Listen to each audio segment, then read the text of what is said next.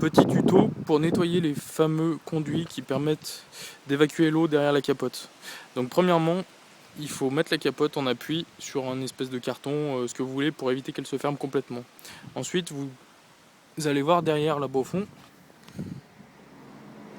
Hop là, on éclaire. Et là, vous tombez là-dessus. Donc il y a les fameuses grilles que vous pouvez voir ici qui sont derrière les sièges.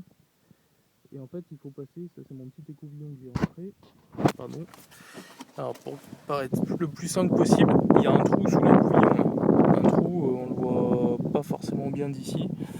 Mais en fait, le mieux c'est de ne pas passer par ici, mais de passer ici. Il suffit de pousser cette pièce plastique. Pas besoin de tout démonter, il suffit de la pousser un peu. Et en fait, avec une lampe de poche, on voit qu'il y a un trou, donc il suffit de pousser l'écouvillon jusqu'au bout. Et après, on peut voir, en allant voir sous la voiture,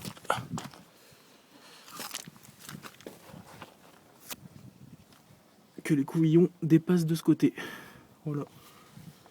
Donc ça veut dire que ça a traversé, même si j'arrive pas bien à voir où ça sort. Donc voilà, pour nettoyer c'est assez simple, pas besoin de démonter l'ensemble de la voiture. Comme je l'ai fait maintenant, parce que je viens de virer toutes les garnitures de mes sièges du coffre. Voilà, tout ça pour accéder à rien du tout. Alors ça prend 30 secondes. En ce qui concerne l'écouvillon, il s'agit d'un écouvillon pour trompette, je crois, ou pour trombone, acheté 8,50 €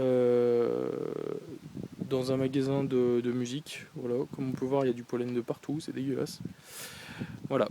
Bon, bah, au lieu des 450 € que me prenait Mazda pour faire la chose, bah, ça m'a pris environ 2 minutes.